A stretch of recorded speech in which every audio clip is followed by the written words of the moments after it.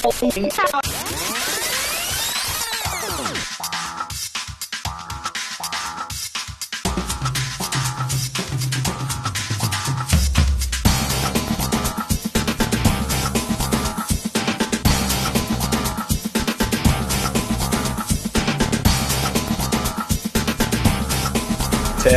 Semi to take studio. 7, 6, Step by camera 1, mics 1 and 2. 3, 2, 1. Take studio. Good afternoon, MCHS. Welcome back to another episode of MCTV News. I'm Sydney Jones. And I'm Eli Sliger. Today on our show, we will be getting to know more about the behind the scenes of our dramas auditions and our JV boys volleyball team. But first, here's our top story. This past month on September 18th, the town of Legal held their nomination day for their upcoming municipal election. I was there reporting on this event to get opinions and goals of the new and old candidates. Many municipalities across Alberta have begun their election process. On September 18th, nomination day took place in the community of Legal, with many candidates running for an opportunity to help the town grow. I'm choosing to run for council because I firmly believe it's important to be involved in the community, and I feel like I have been doing a professional job in that regard for the last almost 5 years, and I just want to continue being involved. I've been in the community for approximately 20 years, and I believe in our community, and I think that we need good candidates to run for town council. I'm running for re-election for town council because I feel like the initiatives over the last 7 years are not quite done yet, and I'd like to finish those up and make sure all of our initiatives come to fruition. With the campaign already beginning, candidates must work hard to become a councillor. With experience comes hard work, so what experience can these candidates bring to the table? I've got quite a bit of experience, especially with volunteer organizations like the Legal Lions Club, the Fête de Village. I've been president of that for a number of years, the Legal Curling Club. I've spent many years volunteering in the community, and the educational opportunities that I've had over the last 7 years, I feel could be a great benefit over the next 4 years. My experience that I can bring to council is understanding a little bit more in how a budget works, knowing what is feasible for a community of our size, and knowing how much time is involved in it. I think that's a misconception by many. As well as experience, the candidates all have different ideals and dreams when it comes to helping Legal grow and prosper for the next 4 years. I'd like to see our strategic plan come into fruition. I want to see our municipal development plan expanded and rebuilt, and I would like to see an economic development plan created. My big thing is I want to improve on the seniors lodge. I think we can, if we can, I'd like to see if we can make bigger suites and try and convince the residents of Legal to stay in Legal instead of moving out for other locations. Hopefully, I'd like to see a little bit of growth. I think we need to look at trying to retain our community. We seem to have a lot of people that are moving away right now, and I'm not quite sure why, but I'd like to get them to stay in the community. Nominees Pat Hills and Annette Hammond were not available for interviews. For MCTV News, this is Sydney Jones reporting. Welcome back. The weather over the last few days has been starting to cool down and remind us all of fall, to say the least. That's right, Sydney. It's like we shouldn't even be in the school right now. To see if the cool conditions will continue into the weekend, MCTV meteorologist Brad Bullock. Hi there, thanks guys. Today we'll be looking at our national forecast right now. Let's take a look at the west coast. It's 11 degrees up in Whitehorse, and it's rainy, so it's not really the best day out. 17 degrees and sunny down in Vancouver is really nice. 6 degrees in Yellowknife with some clouds. Not the best weather conditions, but it'll have to do. 13 and 14 in Winnipeg with sunny. It's nice and sunny down there. It should be a nice day. Pretty cold up in Iqaluit as well. It is 22 degrees down in Toronto over here. It's 18 degrees in Montreal and 22 again in Halifax. They're all having a nice day over there on the East Coast. And it is 18 degrees in St. John's right now. So let's take a look at our provincial forecast. It's 16 and 18 in Fort Mac and High Level. It's pretty rainy and cloudy up in Fort Mac. It's not the nicest. It is 18 degrees and 19 in Grand Prairie and Edmonton. Both are having pretty nice days. Let's hope the weather stays like that. It is 20 in Jasper and 17 in Banff. Nice weekend if you want to go out there for a hike or something. It's really nice. and it is 16 in both Calgary and Red Deer, and it's a gloomy 7 degrees down in Medicine Hat. Let's take a look at your current conditions. It is 15 degrees currently with wind coming from the south at 12 kilometers per hour. It is 75% relative humidity, and the sunrise came up at 7:45 this morning, and it will set at 7 p.m. Now let's look at your 7-day forecast. It is going to be really nice tomorrow to the start of our weekend. Then it starts to cool down at 10 degrees on Saturday and cold 5 degrees on Sunday. And then it'll be 9 degrees on Monday. Not the best, but it warms back up for Tuesday at 11. And then 5 degrees on Wednesday with rain and 2 degrees on Thursday. Back to you guys at the studio. Thanks for the weather update, Brad. Closer to the beginning of the school year, September 11th and 12th, our school held our drama auditions for the year's play James and the Giant Piche. And reporters Jordan Imgrund-Harvey gave us the behind-the-scenes look at this play. Behind these closed doors of the drama room in the empty hallways of MCHS, something magical is happening. The first step of making a musical is underway. Miss King is hard at work studying the different students looking to be in the spotlight. How do they go about getting into the musical? So every year we'll have 2 days of auditions. We have a panel between like 6 and 8 staff members and alumni that come out and help just sort of determine who would be the best for which parts. And after auditions, we brainstorm and put it all together. Why do the actors come out to audition? I really love performing and I really love drama, and it's just a great overall experience. So yeah, I was completely interested in doing it again. Last year it felt like a really big family and everyone was super close, and I just really missed that feeling. This year about 30 people came out to audition, but how many people have come out in previous years? But it used to be we would have 40 or 50, sometimes even close to 60 people audition, which is amazing because then you really get to take the cream of the crop, right? You get a really great talent pool, and that's amazing. Now, we really lucked out this year because everybody that auditioned is really talented, so it makes for a hell of a show. Although only 30 people came out this year, how is the quality of their auditions? The auditions have gone very well, and they seem to be well received as well. I think it went pretty well. I did The Hanging Tree from the Hunger Games, and I try to choose songs that do genuinely well without music. Is there a special spark that they look for in a performer? We just want to see confidence on stage. We want to see that they're out there and they're like ready to kind of connect with an audience and to be, entertaining to watch. James and the Giant Piche is playing from December 6th through 8th at the MCCC. For MCTV News, I'm Jordan Imgrund-Harvey reporting. Welcome back, Bradford. Here's to let us know about the latest in the NHL, MLB, CFL, and NFL. Thanks, Eli. The NHL regular season kicked off last night with 2 all-Canadian matchups. The Edmonton Oilers took on their provincial rivals, the Calgary Flames. Captain and superstar Connor McDavid kicked off his 3rd season with a hat trick last night, a great way to start his Art Ross and Hart Trophy defense. Goaltender Cam Talbot also brought his best, getting the shutout as the Edmonton Oilers went on to win 3-0. Toronto was in action against Winnipeg last night, crushing the Jets 7-2. The Maple Leafs' young stars Austin Matthews, Mitch Marner, and William Nylander all scored in that game. To the States now. The St. Louis Blues won 5-4 in overtime, and the Philadelphia Flyers beat the San Jose Sharks 5-3. Into the world of baseball. The Arizona Diamondbacks are off to the NLDS after winning a wild, high-scoring game against the Colorado Rockies last night. The Diamondbacks won 11-8, backed by a great performance that included a home run by longtime Diamondback Paul Goldschmidt. The Rockies gave it their all in the loss. Both Nolan Arenado and Trevor Story came away with a home run. The NBA continued their NBA World Games this preseason as the Raptors took on the Los Angeles Clippers in Hawaii. The Raptors did leave with the loss, 98-84. Atlanta came away with the shocker of a win, 109-93, over what looks to be an amazing Cleveland Cavaliers squad. The Cavs' crazy offseason was highlighted by the Kyrie Irving for Isaiah Thomas trade and the signing of Derrick Rose.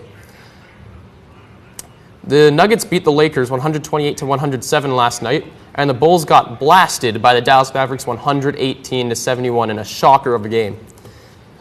This weekend in the CFL, we have 4 games on tap with the Tiger Cats taking on the red-hot Winnipeg Blue Bombers, along with the Rough Riders battling the Toronto Argonauts in Toronto.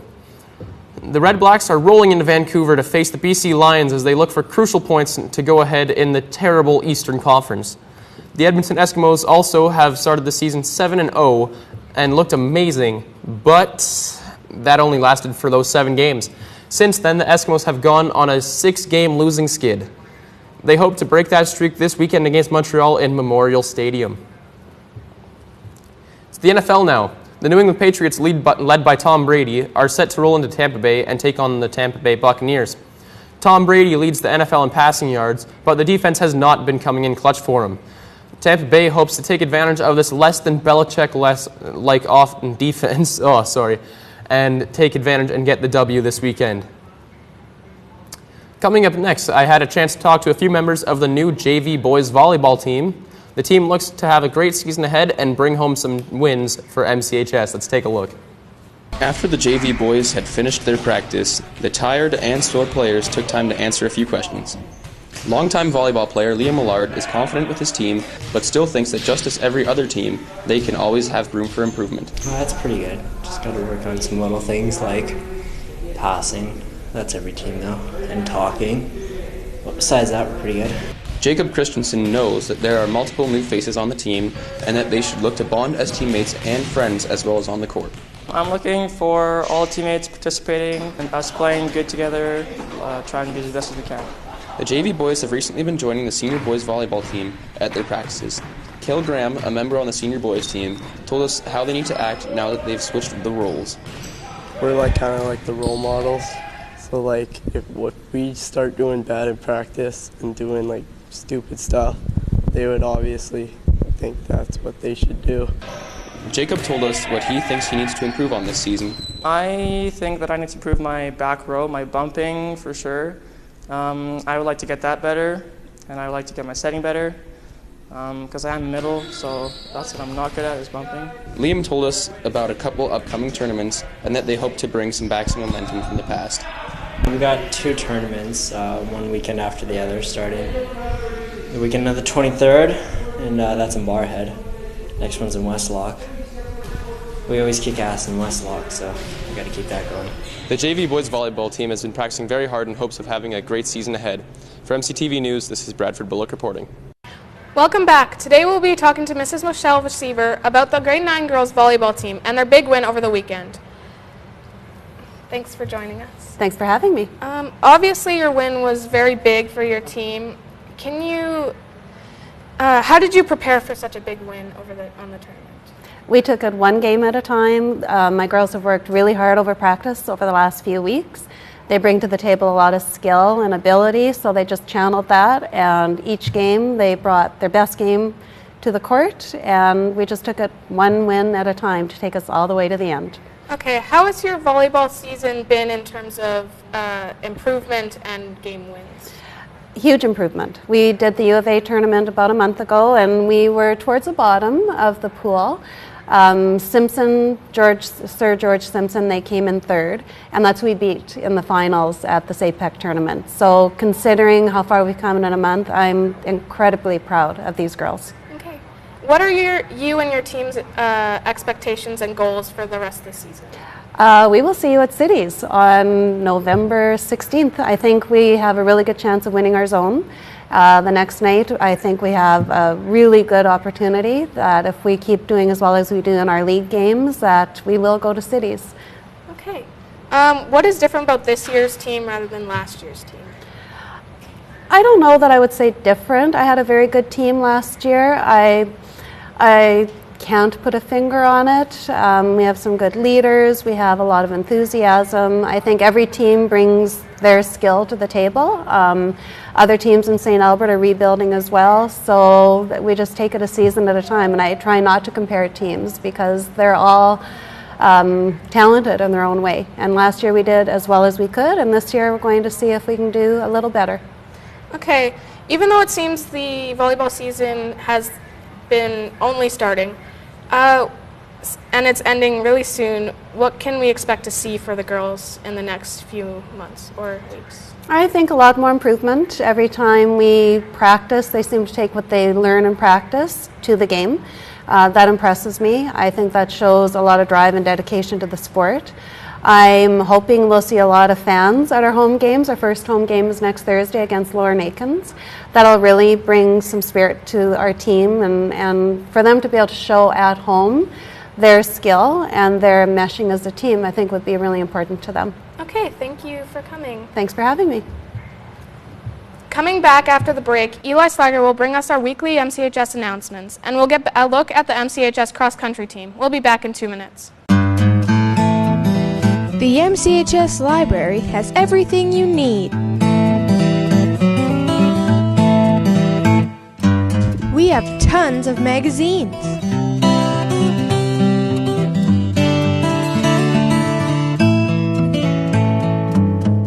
We have desks so you can work on your late homework.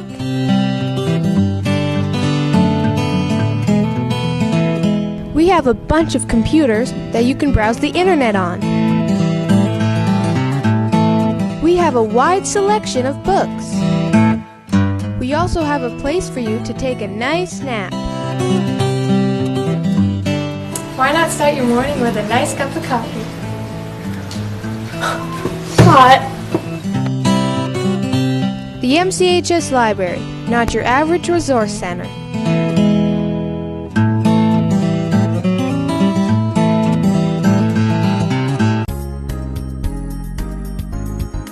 Having trouble with your homework, Andrew? Well, you need the Easy Pad. That was easy. Use the Easy Pad when you're late for class.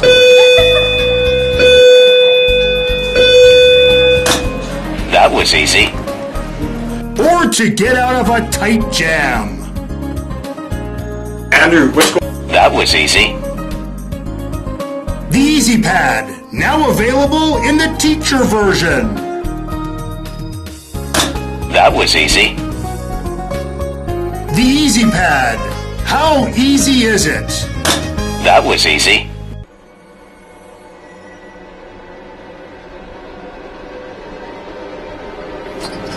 Where do you think you're going?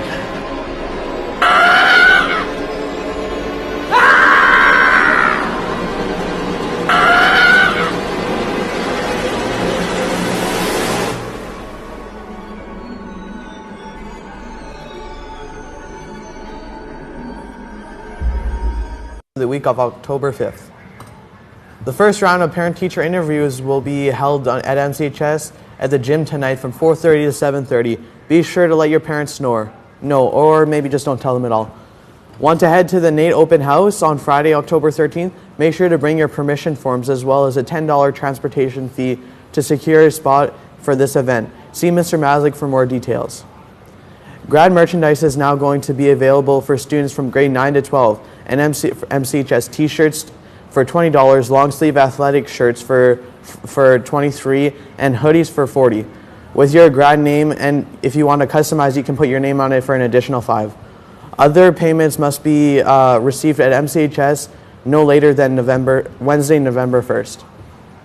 For these and all other school informations, keep connected by listening to the daily announcements in Block 2, logging into our school's website at www.mchs.gsaker.ab.ca, and by following our schools on Facebook, Twitter, or Instagram. MCHS is home to many different sports, volleyball, basketball, and track. However, the cross-country team often gets overlooked. Jaden Piche talked to Coach Maslick about the team. With the new school year beginning, many students have taken the opportunity to join in the many sports teams around the building. Although volleyball and basketball have had the spotlight for many years, cross-country, as coached by Mr. Terry Maslick, has been gaining a big following.